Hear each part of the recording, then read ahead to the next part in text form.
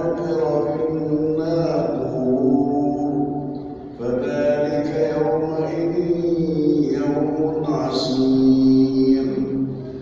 على الكافرين غير يسير ذرني ومن خلقت وحيدا وجعلت له مالا ممدودا وبنين شهودا ومهدت له تمهيدا ثم يطمع أن أزيد كلا إنه كان